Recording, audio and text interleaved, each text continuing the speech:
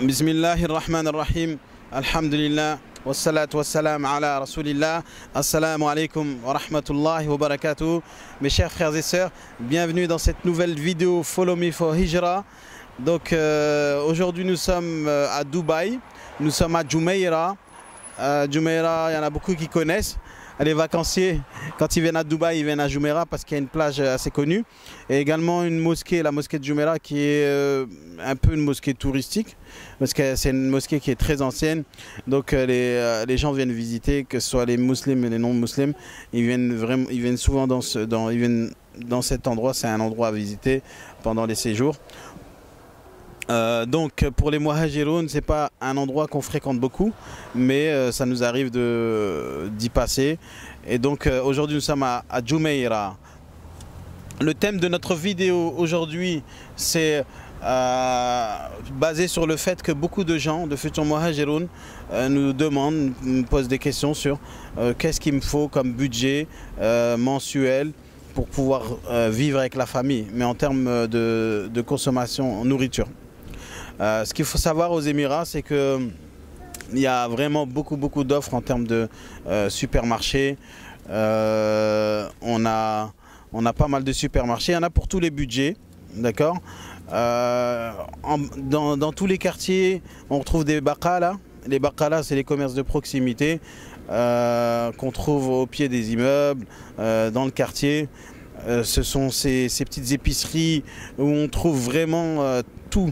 On trouve tout, des piles à la baguette, pas la baguette mais du pain, des piles, même des, je sais pas, ils vendent des rasoirs. C'est vraiment un fourre-tout et c'est petit et on trouve vraiment de tout. Et donc c'est les baqala, on appelle ça. C'est très pratique. Pourquoi? Parce que lorsque vous avez besoin de quelque chose, souvent ils vous laissent leur numéro de téléphone et vous pouvez commander de chez vous et le service est gratuit. Ça c'est quelque chose qui m'a beaucoup marqué quand je suis arrivé ici, c'est le fait d'avoir tout à disposition sans bouger un doigt. Et bon, l'inconvénient de ces baqala, c'est qu'ils sont plus chers que, ils sont beaucoup plus chers que les supermarchés et autres, d'accord. Donc c'est bien lorsqu'on a des urgences, quand on a, voilà, on veut acheter des petites bricoles, on va dire. Mais lorsqu'il s'agit de faire les courses, on a quand même pas mal de choix en termes de supermarchés. Donc nous, aujourd'hui, je vais un peu vous présenter quelques supermarchés qui sont les supermarchés les plus abordables. Donc on a, par exemple, comment il s'appelle, on a le moins cher, je pense, sur Dubaï, c'est coopérative Union Coop.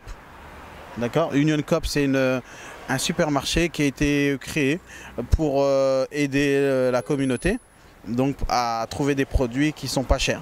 Donc vraiment, il y a souvent des offres, on trouve vraiment des produits pas chers. On a d'autres supermarchés, par exemple sur Dubaï, avec la même appellation, mais différentes, Emirates coopératives, comme ça. Et donc ce sont des supermarchés relativement pas chers. Ces dernières années, il y a d'autres supermarchés qui ont vu le jour. Lulu Market, bon, je pense que ça existe, ça fait un peu longtemps. Lulu Market sont aussi en Arabie Saoudite et ils sont vraiment pas chers également et surtout ils ont pas mal de promotions. Ensuite, ces dernières années, est apparu un nouveau supermarché qui s'appelle Nesto. Nesto, moi je dis c'est le Lidl ou le ED de chez nous. Et vraiment, les prix, c'est vraiment pas cher du tout. Et surtout, Nesto, ils sont vraiment très dynamiques et ils y vont vraiment fort ils attaquent fort en vraiment baissant les prix à chaque fois. Ils font des offres le week-end.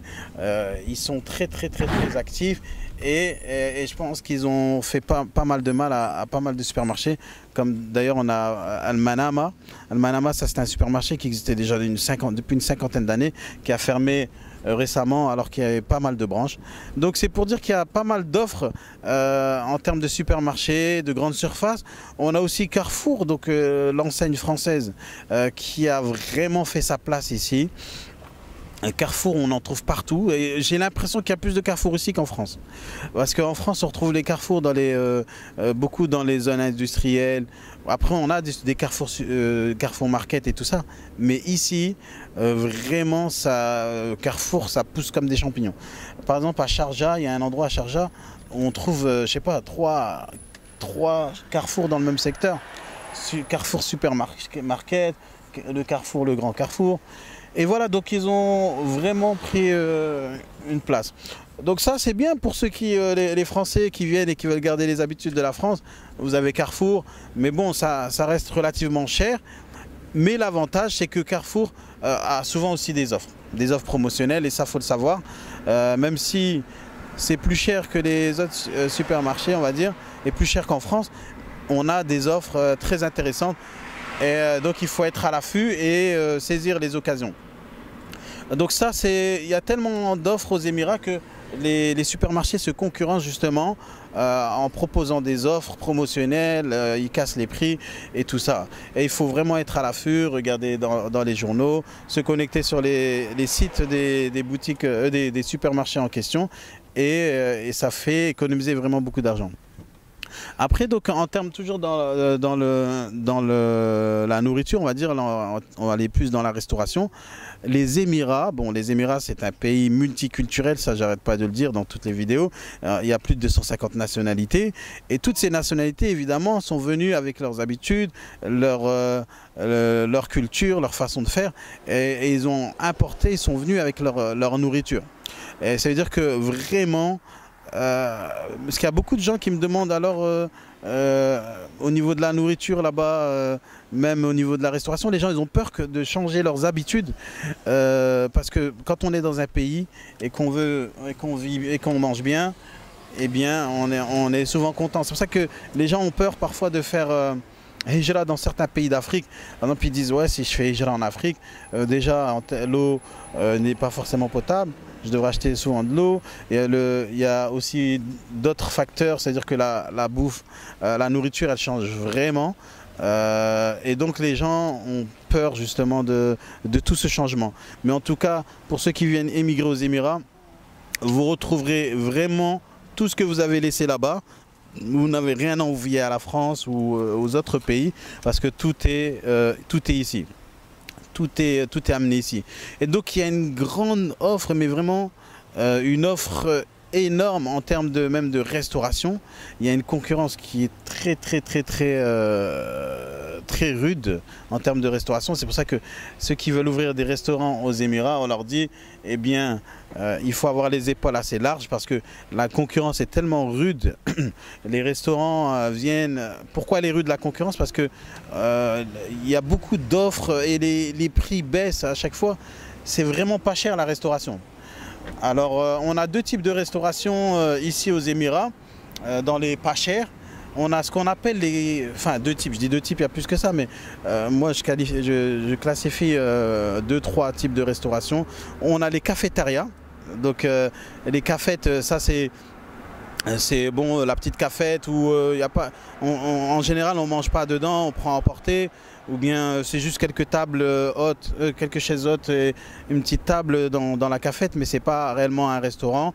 Mais on y achète des sandwichs, sandwich paratha. Paratha c'est un pain d'ici, ça ressemble au msemen des Algériens.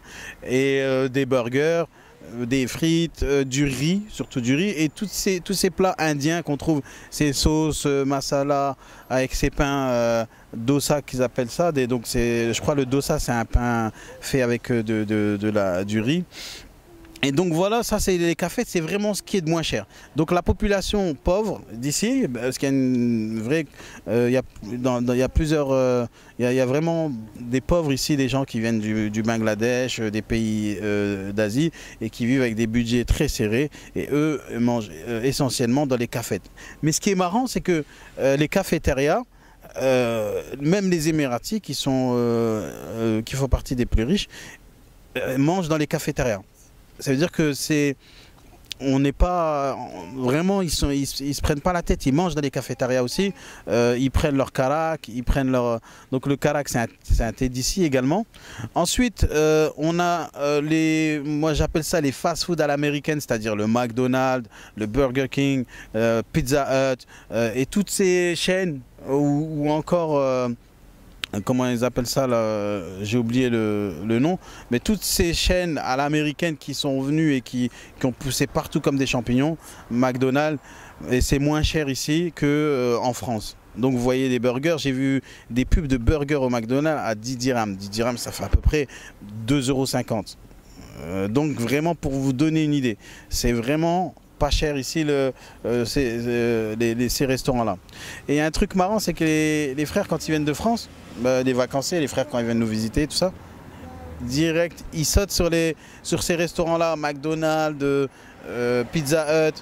En fait, pourquoi? Parce que tout est halal ici, donc ça je vous apprends rien. Mais comme tout est halal, on dirait quand ils viennent ici, ils se vengent de toutes les fois où ils se sont retenus de ne pas manger des Big Mac en France, et donc ils en profitent. Concernant les Émiratis, ils aiment bien justement ces fast-food aussi à l'américaine. Ils achètent beaucoup là-bas, ils consomment beaucoup dans ces restaurants-là. Et ces restaurants-là sont relativement moins chers que chez nous en France. Et ensuite, on a d'autres types de restaurants que moi j'appelle, c'est les restaurants un peu traditionnels. Donc il y a des restaurants, ils appellent ça cuisine locale. Là, c'est des restaurants où on trouve un peu de la bouffe locale comme c'est des plats à base de riz, je sais pas comment on dit, les biryani, voilà les biryani, et d'autres plats à base de riz, mais vraiment c'est des plats locaux, des plats locaux qui sont cuisinés là-bas. C'est relativement pas cher également. On peut acheter une assiette poulet à combien, je sais pas moi, à moins de 5 €. Moins de 5 €, 20 dirhams comme ça. D'accord. Ensuite, on a les restaurants, les Mendy. D'accord. Les Mendy, ça c'est un type de restaurant syrien, afghan. Donc les Afghans, les Syriens, ils ont ce plat-là, c'est un plat à base de riz qu'on appelle le Mendy. Il y a le Boukhari, c'est aussi un autre plat à base de riz, toujours avec du poulet, mais cuisiné différemment. En fait, c'est la même composition, sauf que c'est la façon de cuisiner qui diffère. D'accord. Ensuite, on a toute cette panoplie, ces propositions de restaurants de partout, que ce soit à Dubaï, Ajman, Sharjah, il y a une proposition énorme et une concurrence très accrue. Après, Dubaï, c'est pas connu pour être le pays, et les Émirats, c'est pas connu pour être le pays avec, je sais pas, des top chefs ou bien de la top bouffe. Ici, quand les gens viennent ici, souvent il y en a qui prennent vite du poids parce que à force de manger du poulet tous les jours, des hamburgers et tout ça. Mais après, voilà, il y a également le fait qu'il y a beaucoup de restaurants et que les prix sont pas chers. Au final, on se retrouve un peu à délaisser le fait de cuisiner et on mange beaucoup dehors. Il y avait une étude qui a été faite, je ne sais plus en quelle année, il n'y a pas longtemps, hein, sur le fait de combien de pourcentage de personnes réellement mangent dehors. Et quand vous voyez les résultats, subhanallah, c'est vraiment différent de la France. Moi, quand je suis en France, je peux passer des jours sans avoir été dans un restaurant. On mange très rarement au restaurant, mais aux Émirats, vraiment on mange. C'est-à-dire que vous pouvez comparer le fait de cuisiner, ça revient parfois plus cher que lorsque vous allez au restaurant. Et voilà. Donc dans l'étude, il disait pourquoi vous mangez en dehors de la maison. Il y a 44% par exemple des gens qui disent pour essayer de nouveaux plats, découvrir de nouvelles recettes et tout ça, parce qu'il y a tellement d'offres qu'on n'a jamais fini de découvrir. Et il y en a qui disent parce que c'est plus pratique, parce que c'est Dubaï, les Émirats, c'est un monde où tout le monde travaille, les gens sont actifs, et donc ils vont beaucoup dans les restaurants. Ensuite, il y a un petit pourcentage qui disent, 22% qui disent je ne cuisine pas. Et donc, également, combien les gens dépensent dans leur budget à chaque fois qu'ils vont au restaurant. Il y a 50% qui disent dépenser entre 30 dirhams et 50 dirhams. Donc 30 dirhams, ça fait à peu près 8 €. À 50 dirhams, je crois, ça fait quoi? À peu près 12,50 €. 12,50 € à peu près. Et il y a 30% des gens qui disent dépenser entre 50 et 100 dirhams. Donc entre voilà, 12,50 € et 25 €. Et un petit pourcentage qui dépense au-delà de 100 dirhams. Donc là, c'est le restaurant top. au-dessus de 25 €, c'est vraiment un restaurant top. Et ensuite, on a aussi la fréquence. Combien de fois les gens vont au restaurant ici? Dans l'étude, pareil, ils disent, moi je vais louer, il y en a 43% qui vont le week-end, et il y en a 35% qui vont 2 à 3 fois par semaine, et il y en a 17% qui vont tous les jours au restaurant. Ça veut dire que eux, ils cuisinent jamais. Ils vont au restaurant tous les jours, quasiment tous les jours. Après, bon, je sais pas si c'est bien pour la santé, mais voilà. Donc c'est les Émirats, donc au niveau de la nourriture, et de la proposition de ce qu'il y a en termes de restaurants, vous ne serez pas dépaysagés. Vous allez découvrir justement de nouvelles recettes, de nouvelles cultures. Après, l'Indien, la bouffe indienne est vraiment fréquente ici. Et là, il faut vraiment choisir où manger parce que c'est une nourriture qui est très épicée. Bon, ça, tout le monde connaît. Excusez-moi pour le tableau blanc, hein. C'est pas très... c'est pas le top pour la vidéo, mais bon. Donc voilà, donc la bouffe indienne, on a de la bouffe pakistanaise, chinoise, on trouve de la bouffe mexicaine, italienne, marocaine, il y a des restaurants marocains, algériens, on trouve vraiment de tous les restaurants. Je dis algérien, mais en fait j'ai pas vraiment le souvenir d'avoir mangé dans un restaurant algérien ici, mais c'est sûr qu'on doit trouver ça. Il y a même des restaurants africains. Des restaurants africains où on peut trouver des tchèps, donc c'est le plat traditionnel d'Afrique de l'Ouest et d'autres pays également.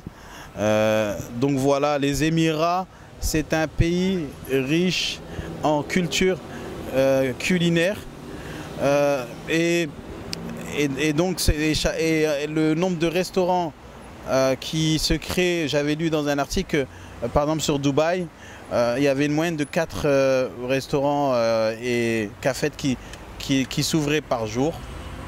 Alors ça paraît peu, mais si je dis Dubaï seulement, à l'année ça fait beaucoup. Alors ne parlons pas des Émirats. Après il y en a beaucoup aussi qui ferment parce que la concurrence est rude. Et voilà, la bouffe ça marche toujours. Également pour ceux qui sont dans la restauration en France, eh bien c'est aussi une puce à l'oreille pour vous dire qu'il y a une place à se faire ici au niveau de la restauration, mais à prendre avec des pincettes. Attention, ce qui est faisable en France n'est pas forcément faisable ici. Par cela, je vais dire, les habitudes de consommation des Français est totalement différente des habitudes de consommation ici. Et il y en a beaucoup qui pensent que amener un concept de France